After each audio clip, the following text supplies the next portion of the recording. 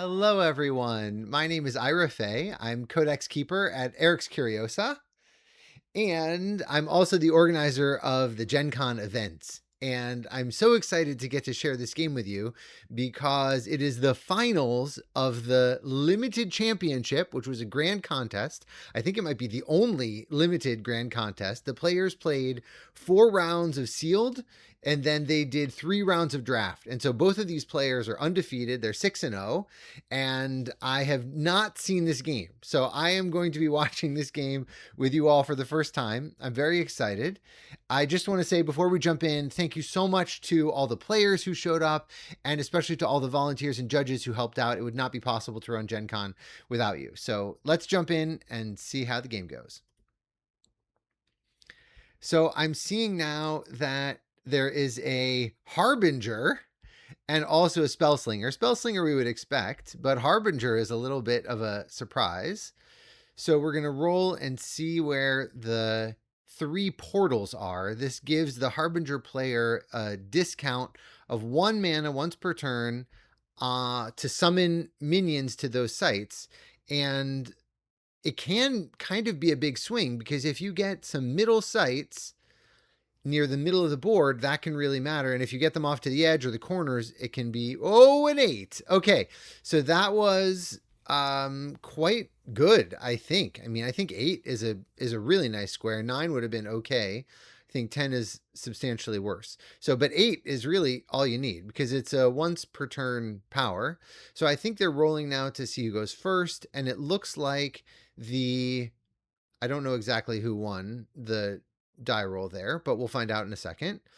I don't know what elements they're playing. I think that Chase will have linked the deck list below. So you might know more than me right now if you check out the deck list below. I'm seeing some fire there, a greater blood demon, a werewolf that the Harbinger has. So the Harbinger is probably willing to play higher mana cost minions. They'll favor minions and they'll be happy to have higher mana cost because they'll be able to get them out early. Okay, so Harbinger went first.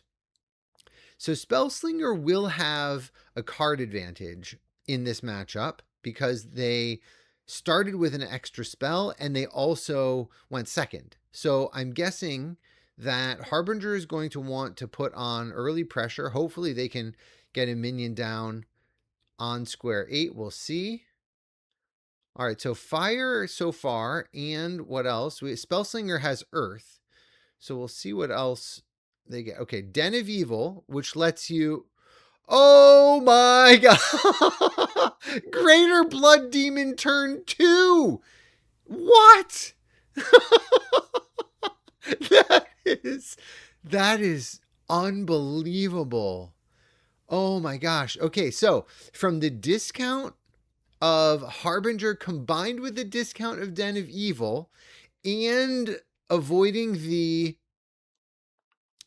threshold requirements via Den of Evil, the Harbinger player was able to get a turn 2 greater blood demon. I don't think I've even seen that in constructed games. All right, and then we noticed that Spellslinger played Sean is his name. Sean played a Holy Warrior. So that Holy Warrior has Ward. Hopefully it can soak up some attacks from the Greater Blood Demon. And then we have Hollow One, 3 mana, 4 power, disabled until a mortal or beast dies nearby. Conveniently, there's a Holy Warrior that's ready to die pretty soon. All right, it does have a ward. And what's interesting to me about this is if you look at the Accursed Desert, there was actually, the Harbinger player actually had, and I think his name is John. I apologize if I get that wrong. I think that John had a way to break that ward if he had chosen to wait on the Accursed Desert, and instead he waited on the Twilight Bloom. And one of the things that I absolutely love about Sorcery is that these little small decisions can really have an impact over the course of the game. Because imagine the situation if the ward was gone right now, the Hollow One activates that much sooner. I'm assuming it's an attack onto the crawler. The Holy Warrior defends, and the ward breaks. Okay, and now what is Harbinger going to do? Plays another site to get up to 4 mana, and a Ravenous Werewolf is coming in with the discount from the Den of Evil to trade with the crawler, which they thought for a moment might activate the hollowed one, but did not, because it's not the right type of minion. But when that Holy Warrior dies next turn, then we might see a more active hollow one. All right, so Spellslinger is clearly very much on the back foot here, just trying to stay alive. They did manage to pick up a Hyper Parasite. The Hyper Parasite has now picked up the Greater Blood Demon, which disables it. And we can see the importance of getting to 4 mana, allowing the Harbinger player to play Ravenous Werewolf and allowing the Spellslinger to play Hyper Parasite. All right, so it will be interesting to see what the Harbinger player can do to keep the pressure on.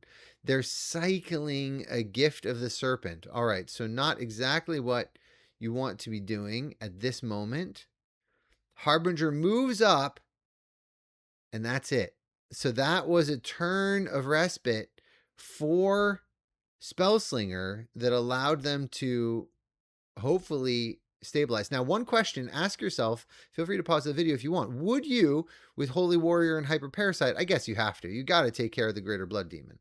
All right, so they both attack the Greater Blood Demon. Because it's disabled, it does not fight back.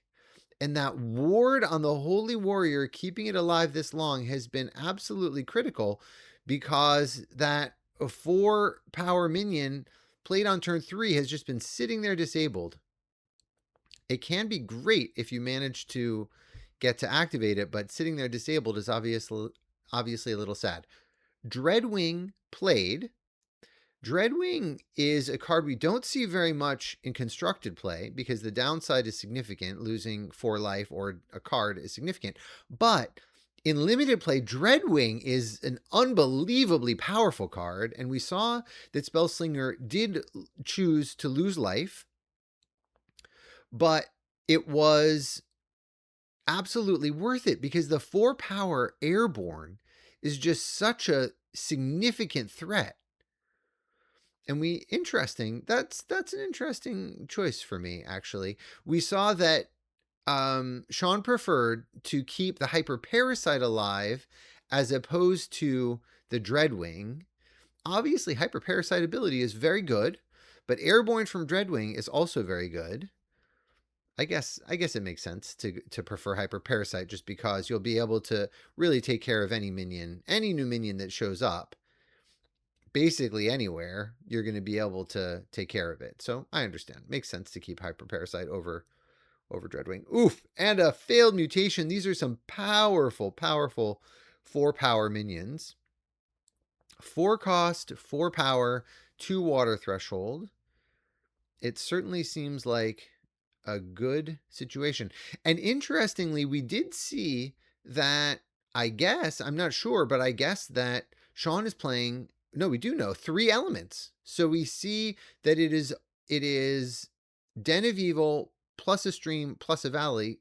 And we saw the Holy Warrior in earth. We saw the Dreadwing in air, and we see this quite a few double water threshold minions, the Hyper Parasite and the failed mutation. All right, so by playing both a Willing Tribute and the Earl, they total 5 power. That allows him to defend successfully against, or create a defensive wall against, the Hyper Parasite. Because if the Hyper Parasite attacked, both of them could defend together, allowing for a trade of only one of them for the hyperparasite. Now, I wonder if failed mutation had attacked first, that trick would not have worked as well, because then the hyperparasite could have killed the other minion that defended. So I wonder about if first failed mutation attack instead of sequencing the hyperparasite attack first. We also saw the peculiar port and a penitent knight coming down, so that's quite good. Second wind being played. The willing tribute would be amazing if we still had the greater blood demon in play, but because there is no greater blood demon in play, it's a little bit less exciting. I also want to call out, with the peculiar port, you do not need, because it's limited play, you do not need the hybrids in your collection. You don't need to have drafted them, or you don't need to have opened them in your sealed pool at all. All right, we have another willing tribute. Oh my gosh, could you imagine that greater blood demon met with a sad fate and otherwise could have been tributed twice this game? But how could you imagine that your opponent would have a hyper parasite to deal with that 6 power minion? Really incredible. All right, willing tribute moving up, sacrificing itself to untap the Earl attacking again. So it looks like the Harbinger player is just trying to race and get the Spellslinger down to 0 life as fast as possible. They're down to 7 now. Interestingly, the willing tribute stayed untapped there. I guess they played it this turn, so that makes sense. So we have a Earth, Air, Water deck with Spellslinger against the Fire Air deck from Spellslinger. All right, so Spellslinger Harbinger defended with the willing tribute, potentially avoiding to put them at door, but because the Spellslinger themselves can attack, actually the Harbinger has now gone to death's door, and Bullwhip combined with Bitten takes care of the Earl, and I'm suspecting that pile of minions is enough to cause Harbinger to concede. What an amazing game. I can't believe that turnaround. So we can see how much some of these powerful elite cards can have an impact on the game. The Hyperparasite against the Greater Blood Demon. In this case, the Hyperparasite came out ahead with the support of some wards by a little 2-power minion that really made a difference that game. All right. Hope you all enjoyed that game. Thanks to everybody who attended Gen Con, and have a great rest of the day. Thanks so much.